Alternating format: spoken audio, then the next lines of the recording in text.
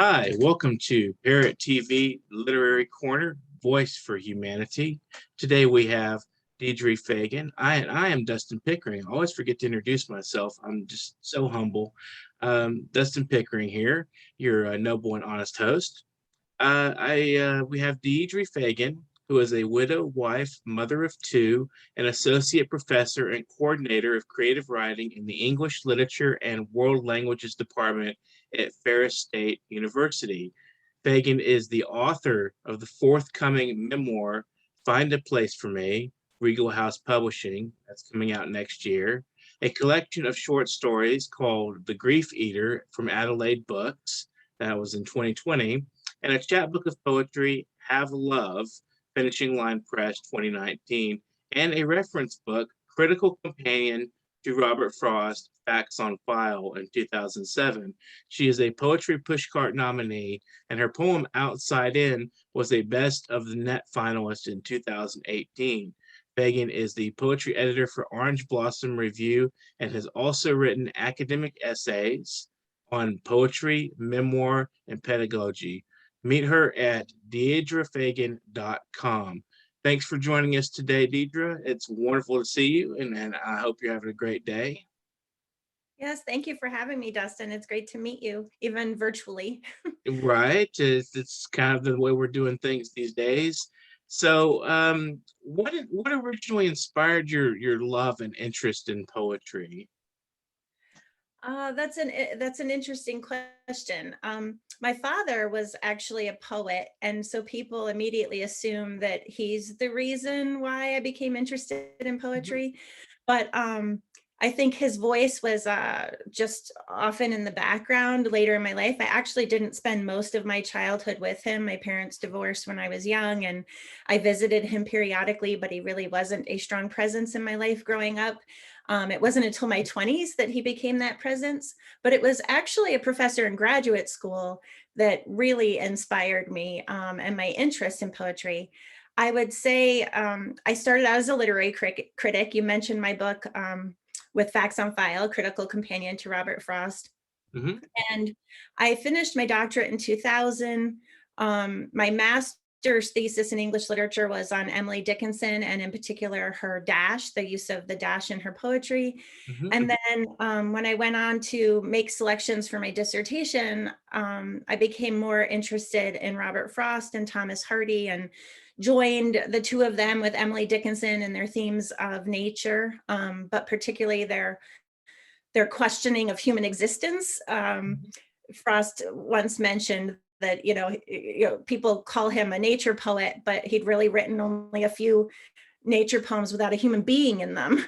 And so emphasizing that it's really the human being's relationship to nature, right, that interested him more than nature itself. Mhm. Um, and so it was the study of literature and the study of poetry where I began. And the first decade of my teaching career, my focus was on producing more literary criticism of the kind I had written as a graduate student. So I wasn't really, I suppose I was about a decade into my professional career post-graduate school before I actually started writing poems that I would send out and share with the world.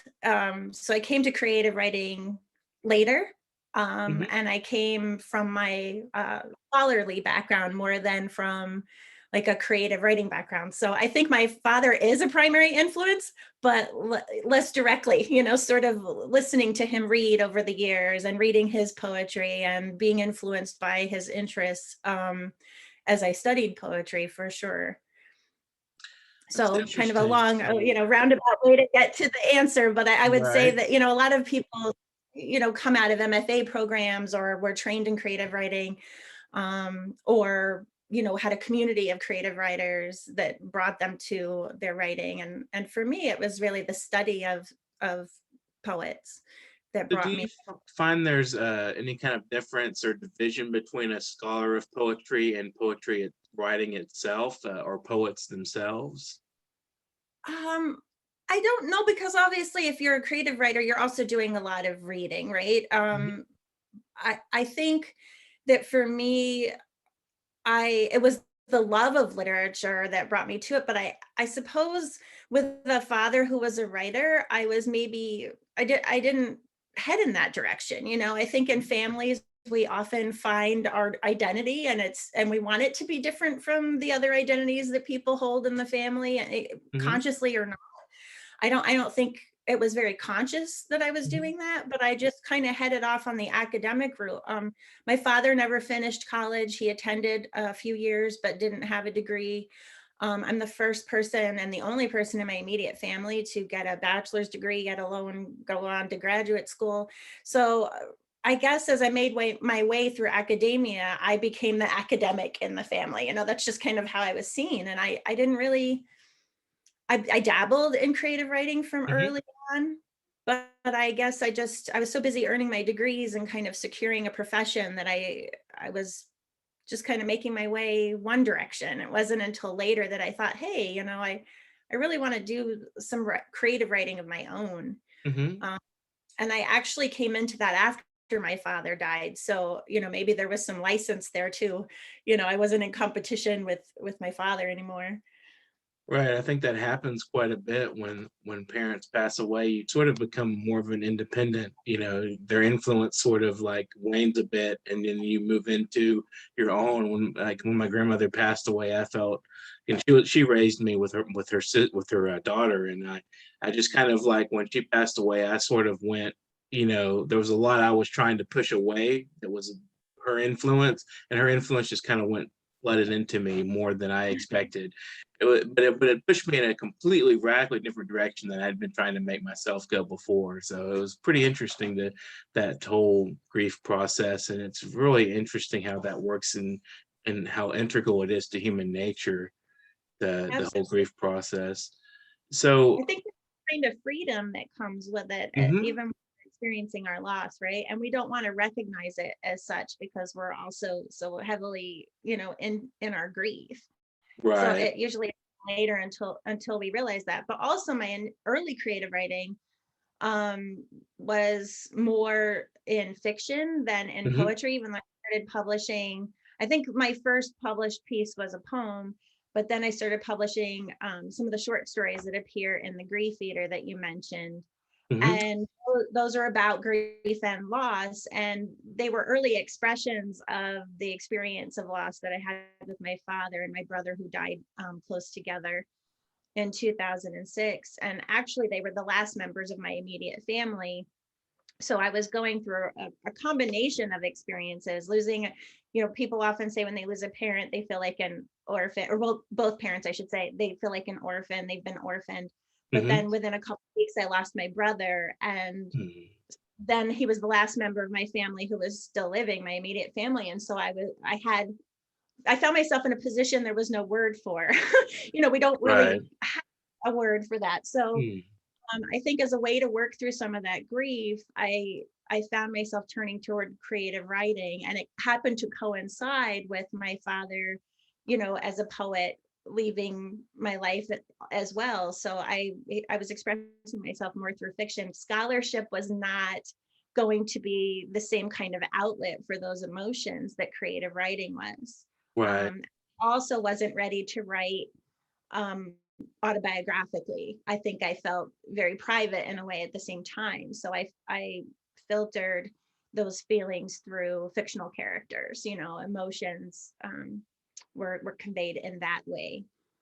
So maybe there's like a little bit of when you get into scholarship, it's less of a emotional endeavor. I mean, you invest your emotions in it, but when it comes to the writing, it's more critical than say writing a poem. It's like it's that's more of a emotional activity. There's a fullness to it, and I think when you're deep and emotional, especially like with grief, it just floods out of you, and it seems like that would be a more appropriate outlet than trying to write a paper on, I don't know, say Robert Frost or Emily Dickinson or somebody, thinks that it's interesting that it sort of steered you in the creative writing direction, to go through so much grief.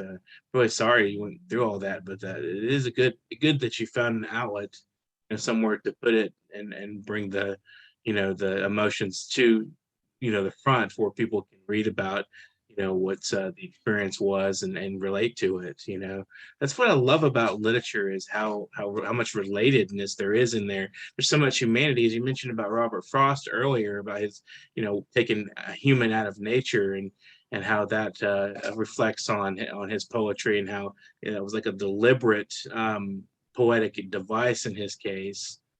So that's fascinating, how you can do that with poetry, is present all these experimental mindsets, and those experimental mindsets can present conundrums, and ideas that we wouldn't normally address without the poem. So what do you, Absolutely. yeah, go ahead. And it's funny that you should say that, with Frost, when I first kind of fell in love with his work in graduate Hmm. school, I didn't realize how much I would later come to have in common with him, because he lost, what was it, three of his children in his Hmm. lifetime. Um, and actually, no, four, like I believe it was four children in his lifetime, and his wife. And so he actually lost the majority of his family before he died. And so a lot of that comes through in his poetry. And while I experienced loss as a young person, I lost my mom and my older brother when I was younger. Um, I think he resonated even more with me later. But your comment on scholarship, I absolutely agree with. For me, I mean, they're both intellectual endeavors, so I wouldn't Right. say that it's not intellectual, but it's definitely much more, for me anyway, more of a purely intellectual process when I'm writing scholarship. I don't Hmm. have much emotion involved at all. And my memoir that's forthcoming is actually about losing my husband to ALS. And when he was first diagnosed, ALS has no treatment or cure that's really, there's no cure, absolutely, and no treatment that's really effective. And so it's really a death sentence when you're diagnosed with amyotrophic lateral sclerosis. And he was a philosopher, he was an academic, we were both professors together, and he was working on a paper at the time of his diagnosis. And so, one of the doctors that we met with essentially said, figure out what it is you want to still do, and do it right away, because you're on the clock, and this isn't the kind of disease where you wait. So I looked at him and I said, you want to finish that paper? Is there another paper you want to write in philosophy? Like, what is it you want to do? And um, he wanted to write a book of poetry before he died. And it totally stunned me, because he'd started kind of playing with poetry the last couple of years of his life, but that had never been his focal point. He'd always been a philosopher and wrote academic papers. And so I was really surprised. And I said, where did that come from? And he said, actually, he was influenced primarily by my father, even though I was writing some poetry and had published some poems before he died. It was my father's influence. But he said he just really had some things he wanted to express. And for our children, we have two children together. And so that's a case where here is somebody facing, the end of his life, and he did not choose scholarship. He chose poetry to get out some of his last thoughts. Scholarship, he said, yeah, Hmm. I'm not worried about that. That's okay. Like, Right. that's not my burning desire, right? So when you mentioned that, it reminded me to share that story, because he Hmm. absolutely did not choose scholarship to express those emotions. What are some of your favorite Frost poems, and why? Um, well, since we're on the topic of loss, I think I will share Home Burial is one of my favorites. Hmm. Um, uh, Not only is it just an incredible poem, but it speaks to the differences in communication between the husband and wife over the loss of their child. Hmm.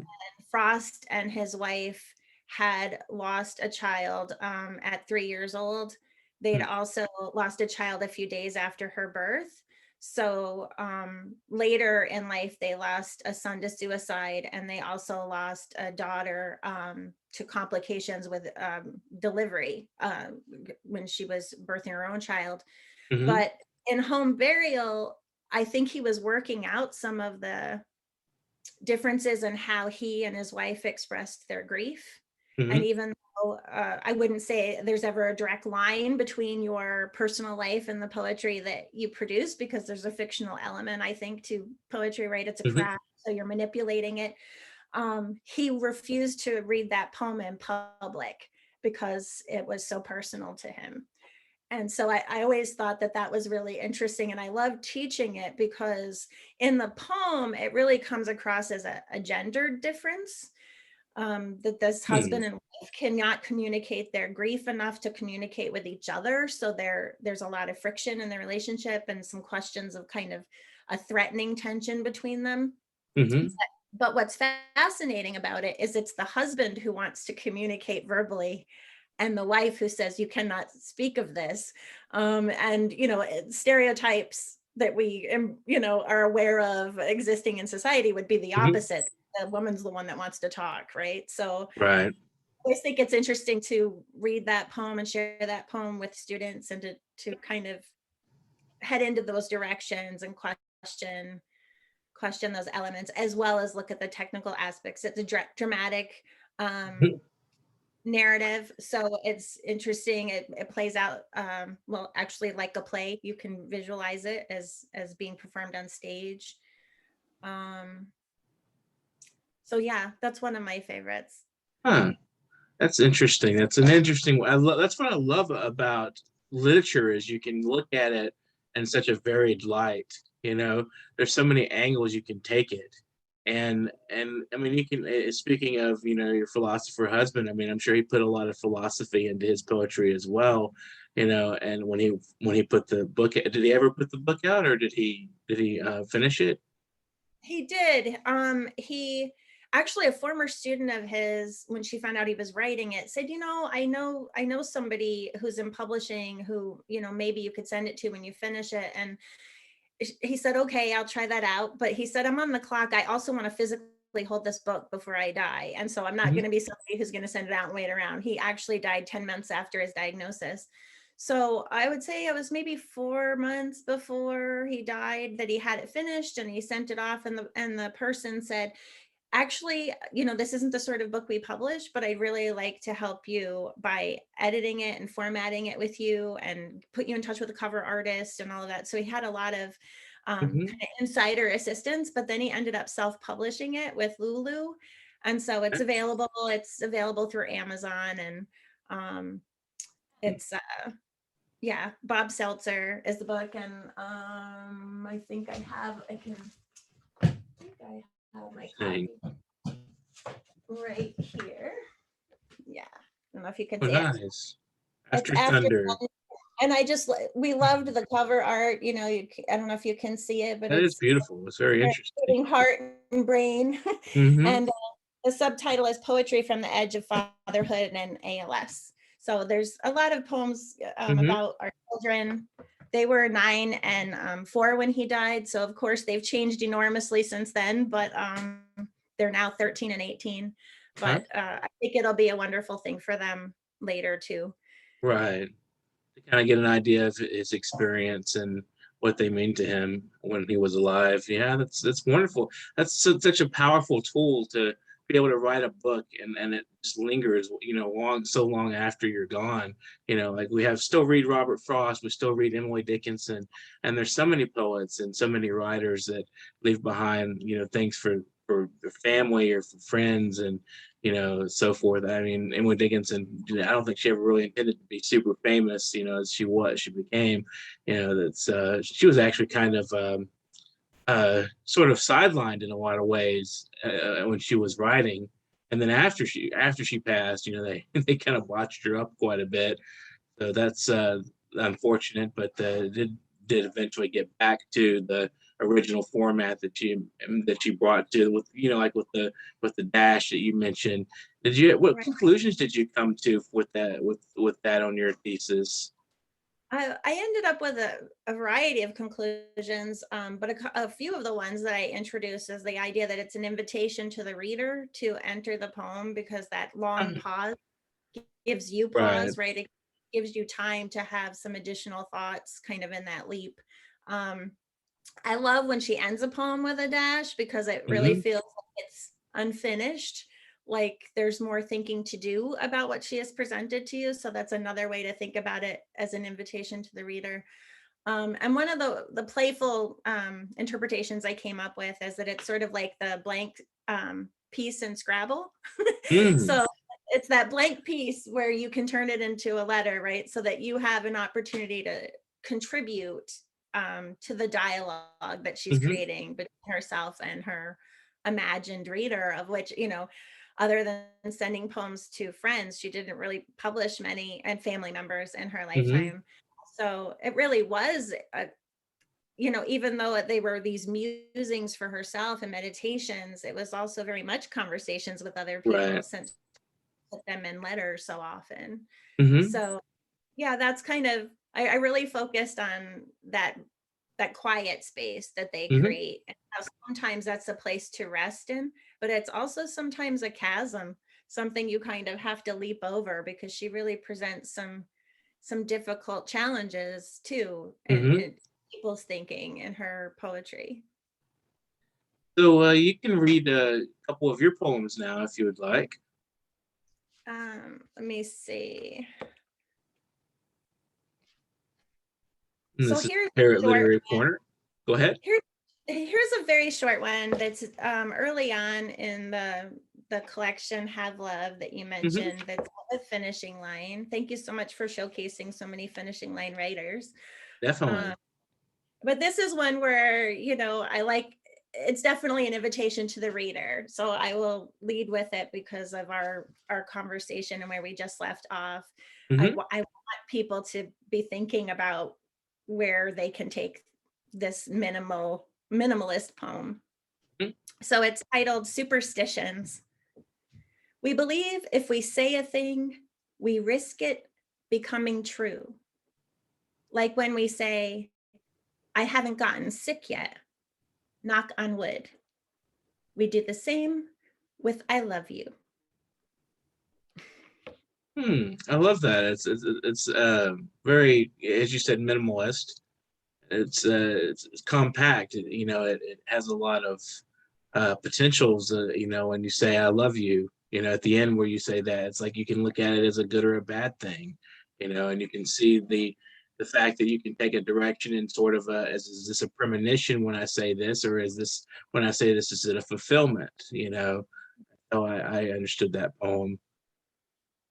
And there's so much fear in I love you, really, And especially that, yes, early. definitely. But Yeah, there's always absolutely. fear in I love you because of loss, right? There's always a little fear in I love you. Mm-hmm. With love comes loss. With love comes grief, right? Right. We Mm, don't grieve things we don't miss, right? right. So It's a very uncertain process.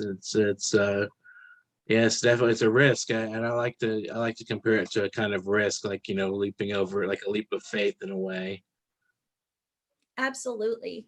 Um, would you like me to read another one? Sure, I'd love to hear one. Okay. So this is a love poem. Mm-hmm. Um, and it plays with language. So it's titled The Trouble with Pears, and that's, I like to say, Pairs, so people know I'm not talking about the fruit. So The Trouble with Pears. I want to be inside of you. No, not like that. I want to unzip you and climb inside. Big toe first, then a dipping of my head until I'm fully upright and enclosed in your dark, your sinews and synapses making room for all of me. I don't want to meet where lips meet anymore, or where parts may be joined, but inevitably part. I want to get inside so far there is no getting out. Where two truly are one, and departure becomes impossible. Close is never close enough. And isn't that the trouble with pairs? I can really relate to that. Wanting to be almost like one with a person. When you're deeply in love, you want to be, combined with that person in so many ways, and that's what passion does, is kind of engulfs you in so many ways. That when you're in love with somebody and you're truly, in love, you want to be bonded to them permanently. I mean, you want to be kind of, in a way, you want them to be a part of you and you to be a part of them in such a way that's like, you know what's a good word, I don't know, just, like it's undoable in a It, way. absolutely inseparable. And Yes. I think it's the awareness that you can't be that makes it so hard when you really love Hmm. somebody, really want to be, can we just be one person together? That way I can't Right. live, right? But you can't. By the way, I've got a storm coming in, and so if the light on me has changed, it's because I'm in a room with a lot of windows, and now since we started this interview, it's begun raining and it's Yeah, that's windy. fine. That's fine. And, the rain is a good catalyst for expressing grief too. So it's kind We of a brought in a storm. brought a storm to you. Yeah, I think it's some foul weather going on out there too, out here in Houston. Oh, So you've done some editing and been an editor. What do you look for as an editor, and what kind of poems strike you and resound the strongest?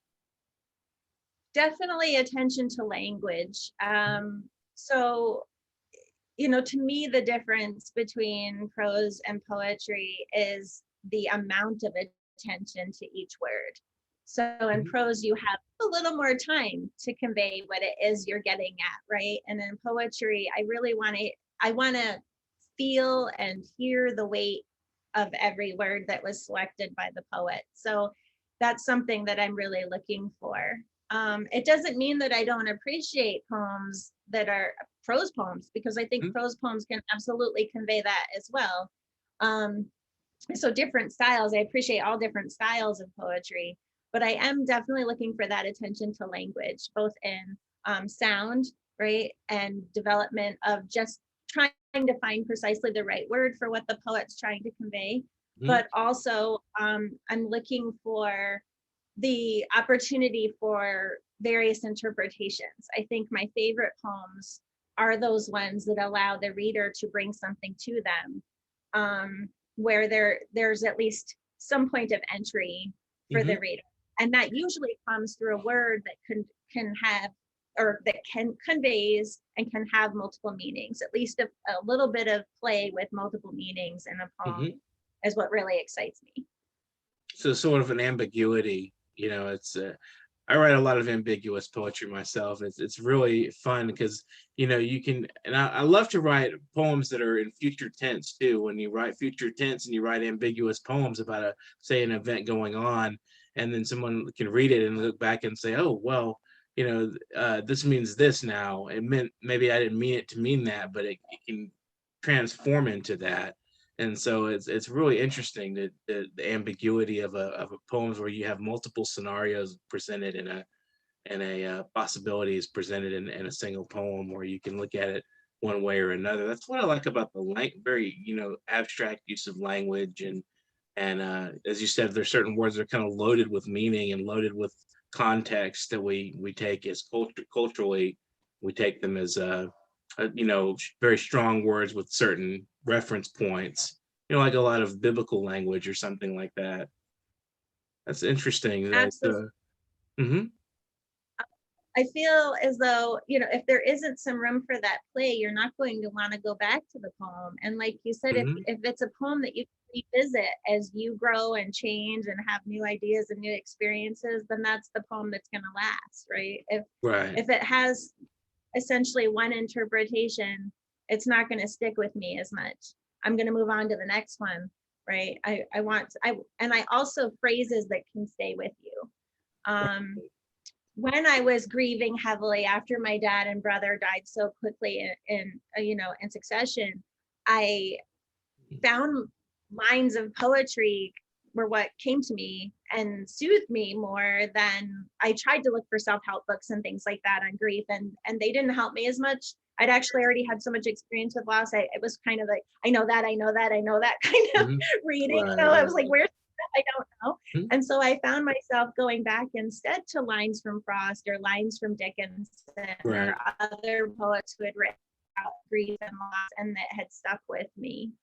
Um, and I think that's also poetry's job. We tend to read poems at significant events, right? Funerals and graduations and weddings, and Mhm. that's because we're coming back to what resonated with us.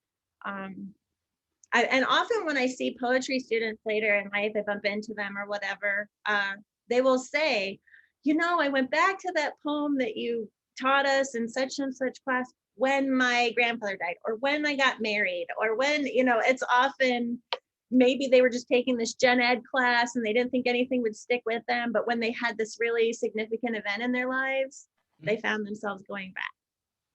Interesting. So speaking of students, what kind of misunderstandings do you find students have about poetry sometimes that, that sometimes can use clarification within them?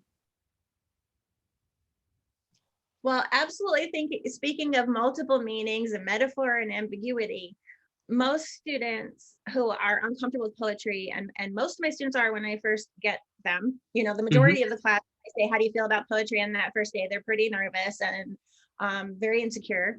And it's usually because they think there's a right answer that is somehow hidden, like, magician under one of the cups. And it's their job to try to figure out which cup it's under. And that, as a teacher, we really know which one it's under. And we're just not telling them that it's really some sort of trick that we're playing.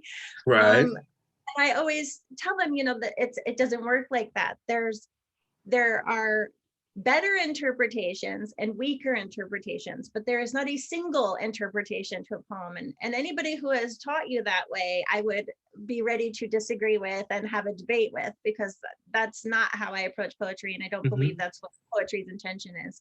Right.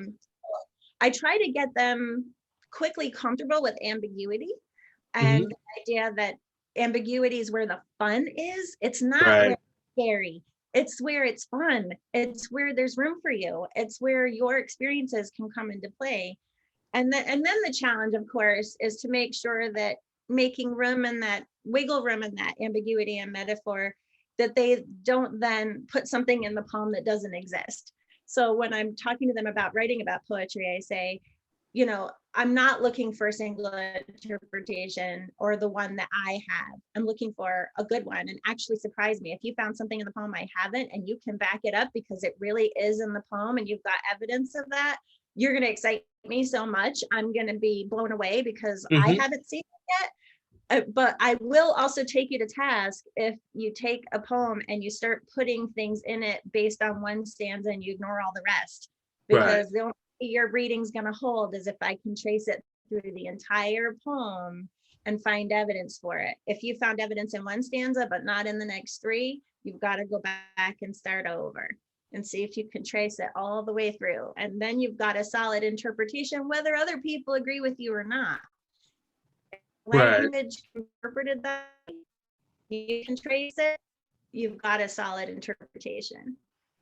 Absolutely. I think that's one of the things I love about a poem is it's a compact little bomb kind of in a way, and you can just diffuse in so many different directions, and it has so much potential and strength as a work of art that, that the ambiguity, as you say, it can be uncertain, but I've heard people say that poetry can kind of train the mind to deal with uncertainty in so many ways.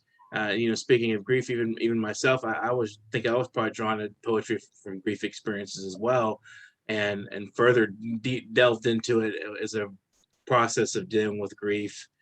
I think there's so much uncertainty and grief too, and there's so much passion and so much energies there, so many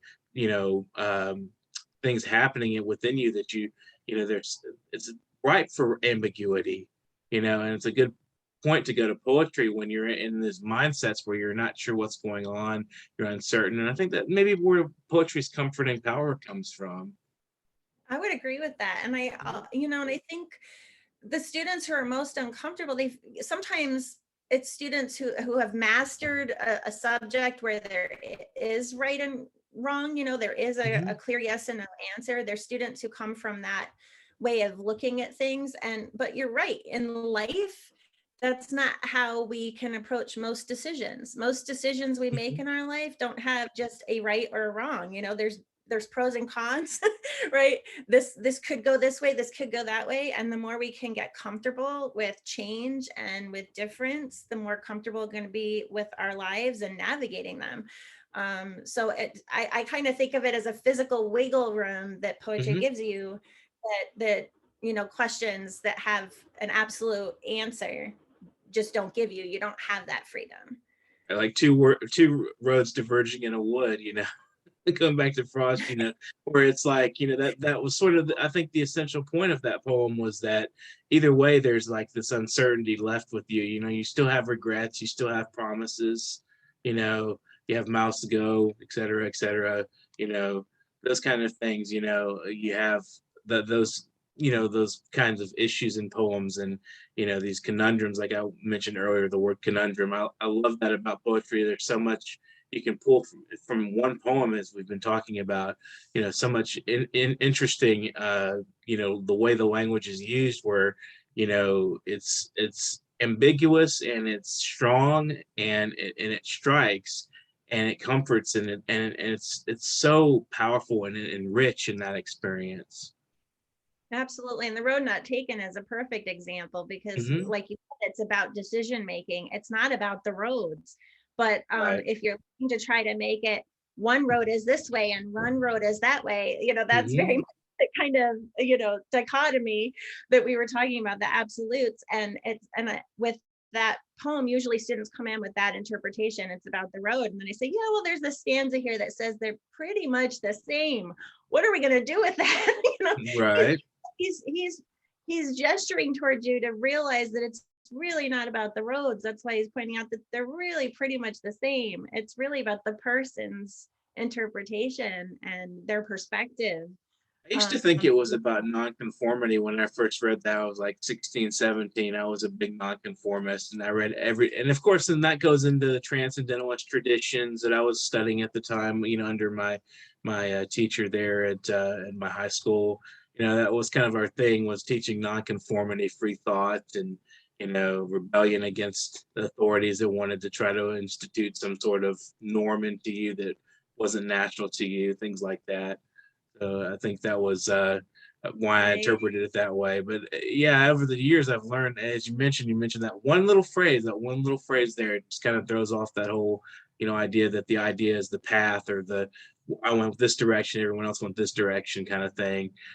So they're both the same, in the poem, and, The and that worn really leads you about the same. He says they're worn really about the same.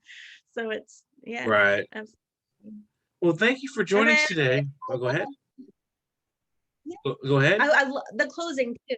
The words in the closing, like the word difference, that's one of those words that I love, because Hmm. difference means different, right? But we Hmm. take it to mean, well, the popular interpretation is that difference means better, but difference doesn't mean better, it just means different, right? So that's one of those attentions to language that I was talking about, just that opportunity for And I, empathy. and I think maybe the reason it made all the difference in the poem, as he says, is because it was his road. It was the road he took, and that's why it made all the difference.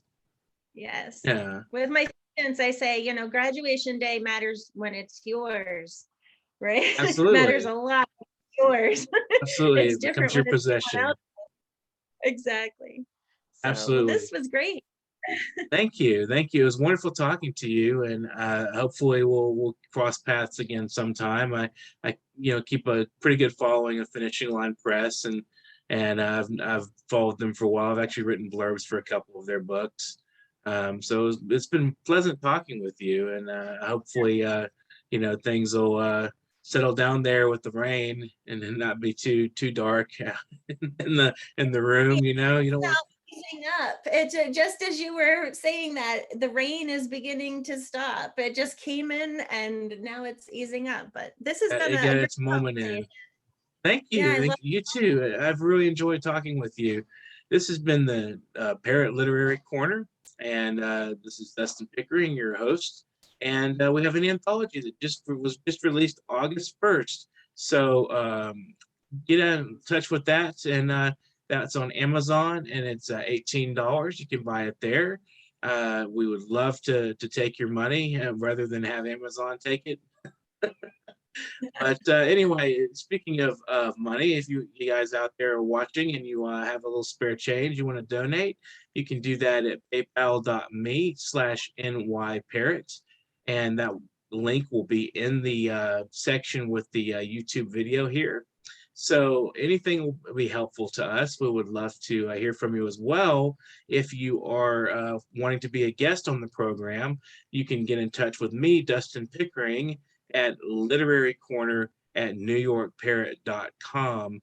And that's the official email for the Literary Corner here. So if you also have any questions regarding Literary Corner, get in touch with me there. I'll do my best to answer for you. I don't know everything. Some people think I know half of everything, but I only know a quarter of everything. So I'm a little bit short sometimes. But yes, just be in touch with us. Leave some comments. Give us a thumbs up if you like. We love the thumbs up. If you don't like it, leave some comments. Tell us why. Tell us why you don't like what we were producing and give us some suggestions. Tell us what you want to hear and we'll try to accommodate your interests. And we'd love to hear, if you have any people out there that you want to suggest and get us to tune in with, we'd love to hear from them as well. So thank you again, Deirdre, for talking with us. And this is Dustin Pickering for New York Parrot Literary Corner. And subscribe. We're looking for 1 million subscribers. We want to get 1 million. This is a huge number and it's going to take us a lot of time, but we're a lot of poets in the world. There's probably good 10 million poets in the world, at least. I've quantified the number there for us to break it down. So we need 1/10 of those people to follow us on YouTube. So thank you again, everybody, for joining us. And this has been the New York Parrot Literary Corner. I'm Dustin Pickering signing off. Voice for Humanity.